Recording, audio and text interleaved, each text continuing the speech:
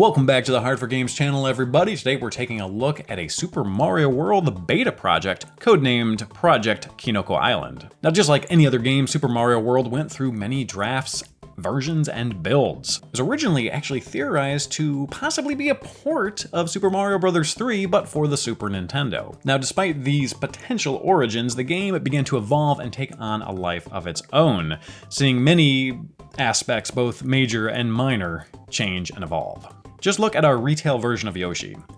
Now look at his earlier versions. Way less cute, but admittedly more akin to a dinosaur. Or, for example, how about the overworld?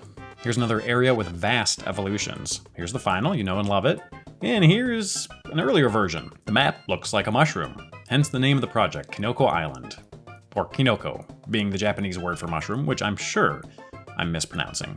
Now, this demo brings in observations from early screenshots and information from the Giga Leak, a massive leak of Nintendo information, and incorporates them into homemade levels with an early prototype feel.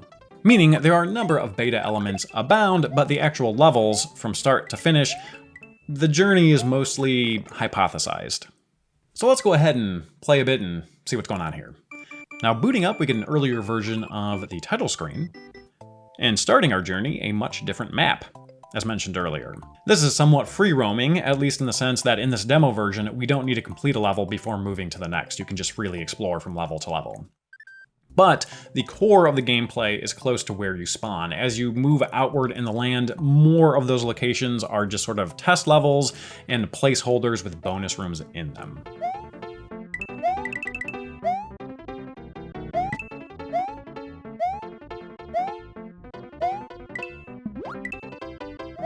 So, Mario's already looking a little bit different here, very pronounced nose, and the levels he's going to be in here are going to be mostly unrecognizable.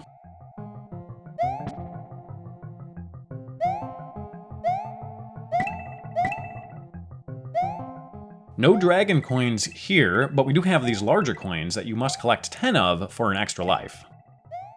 And here's our Yoshi. He's pretty horrifying.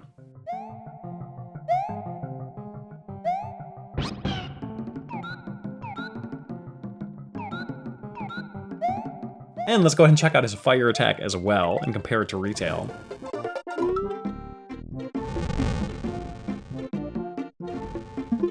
It definitely fits in with a more, quote, realistic, less cartoony look, I suppose.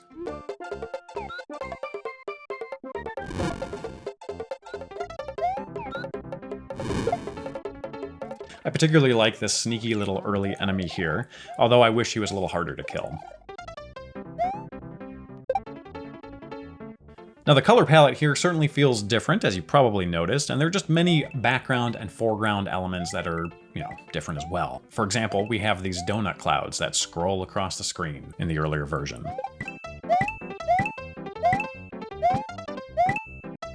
Another example are these animated waterfalls. Now, here's a big one. It's the Super Leaf. A power-up that never made it into Mario World at all, likely due to it being replaced by the Cape Feather.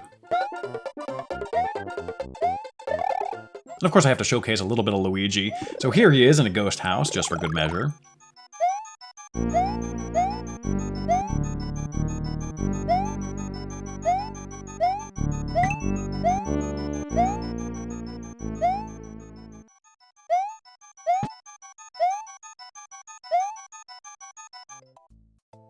Now here are some of the more far out lands. Again, not much to do here. A lot of it is just bonus room, sort of as like placeholders.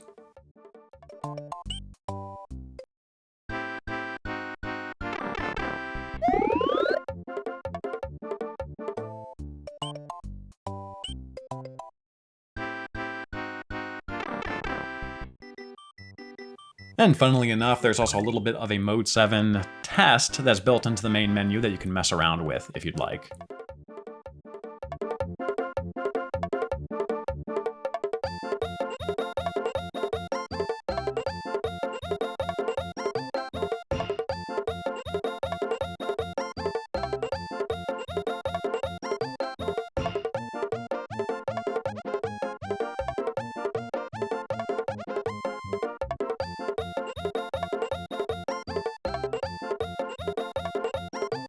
So that is Project Kinoko Island. This is just a little bit of a preview to let you know that the project exists and to kind of get a little excited about it. Unfortunately, there isn't a public demo available yet, as this was mostly just put together so I can showcase to all of you and let you know that this is happening. However, I do recommend that you follow the creators. I'm going to go ahead and put links to their Twitter and YouTube channel in the description below. But aside from that, I do appreciate all of you watching, hitting that notification bell, subscribing, all that good stuff, and hope to see you next time.